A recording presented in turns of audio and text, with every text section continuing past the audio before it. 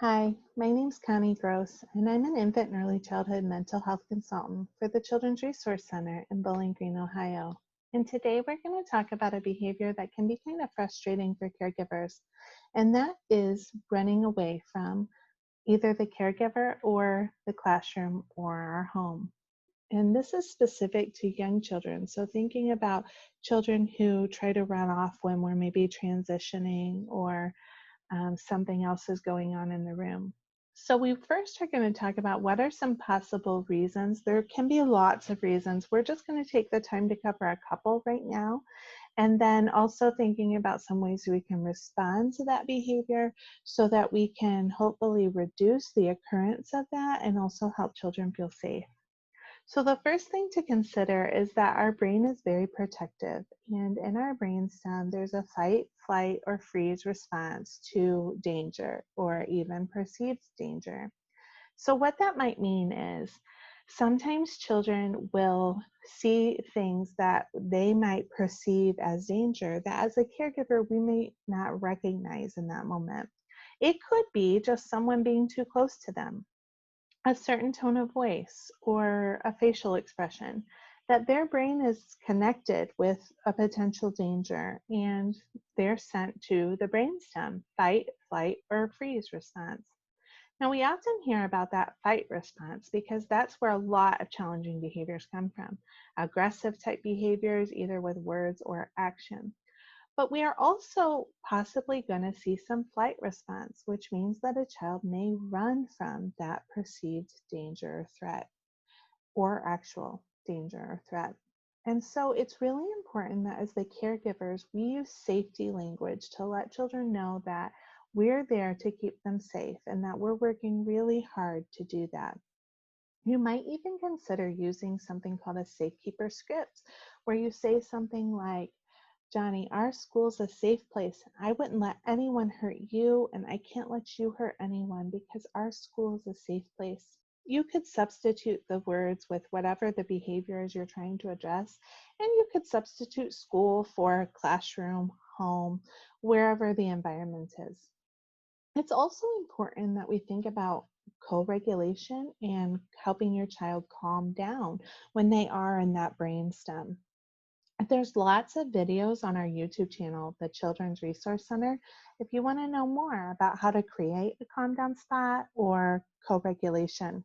It's important that we have a place or a space that we can help a child to calm down in. And so if we think that this might be a fear-based response, we want to go to the child and try to take their hand or walk with them, maybe carry them to a location where we can calm down, take some deep breaths, and then when they're calm, they're going to better be able to talk to us about the thing that scared or upset them.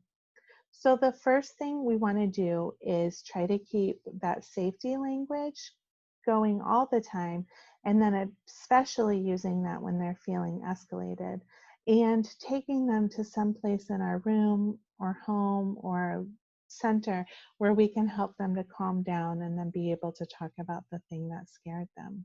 The second possible reason why a child might run away is because they're needing a break. And on the screen, you'll see this is one page of a social story that is about running away. It's not okay to run away. It's by Deanna's List. It's a really great book. And it's free. You can download it and even read it like from your smartphone or tablet. But just this single page talks about us explaining to children that it's okay to need a break. And if that's the case, you just need to use your words and tell me, I need a break. And then stay in the room. We can find lots of ways in our classroom or in our home where you can get the break away. And you might find the calm down spot would be helpful for that too. There is a YouTube video about creating a calm down spot on our YouTube channel. The third reason why we might see a child doing some of this running away behavior might be as a way of trying to get connection. Sometimes when children feel upset or disconnected, they might do some challenging behavior or what may have been called in the past attention-seeking behavior. We could substitute that with connection-seeking behavior, meaning that the child is really reaching out for connection, and children do what works. And so There are some behaviors that a child just knows are going to get the attention of the teacher or caregiver. And running away is one of those because of the potential dangers. And so it's important that we talk to children about using those words and how they communicate with us, but also that we don't turn it into a game. This might be something that the child does the first time and we think it's kind of funny, or we chase them and kind of try to turn it into a game. But we could expect that a child might do that more than if this is something fun. So if the child is staying into the classroom and you're trying to get them to come to you and they're running away, just stationing yourself near the exit and trying not to give lots of attention to that behavior until they come near you, and then trying to make that connection with them. If you have a child actively trying to run out of the room, you could shut the door and then just stand with your body in front of the doorknob. Again, keeping yourself calm, because our goal needs to be meeting that child's social emotional needs. So finding some ways we can make connections for them. Again, this could be a really great time to take them over to the safe place or the calm down spot and just check in with them about what's going on. Maybe they're feeling lonely or left out, or they're not ready to clean up, or whatever the situation might be. Gives us the opportunity to check in with them.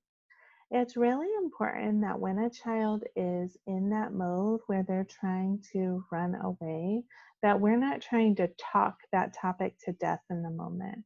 In the moment, there's a social emotional need, and children are going to seek out and do things that will get their needs met. And so we need to just try to keep our own body calm, our own tone of voice calm, and be proactive in that. If we know that a child frequently runs during transitions, let's say it's time to clean up or line up, and this is a time of day where the child particularly struggles and they frequently run, then we want to go to that child first. And we might even ask them to help us do a job. This can be a really great strategy for children who really have a hard time coming off the playground, is going to that child first, asking if they'll hold your hand, and then they'll go around and help you announce to the other children that it's time to line up. This gives them a job to do, so it keeps them busy and a bit distracted from the transition. It also is something helpful they can do. So they'll be building a connection with you during that time, especially if they're holding your hand and you're able to reinforce that with um, expressions on your face and even specific praise about the behavior they're doing that you like. And it helps their classmates see them as helpful too. So there's lots of positives to that, and a lot of it has to do with us as caregivers doing those proactive things, having discussions about how we let you know that you need a break, having discussions about how we use the calm down spot in our classroom when we're feeling scared or upset, safekeeper language, and then even finding jobs for children who frequently struggle with this behavior. More information about how you can meet children's social and emotional needs, please go to our YouTube channel, the Children's Resource Center. And if you have any questions for me, my email address is connieg@crcwoodcounty.org. Thanks for watching.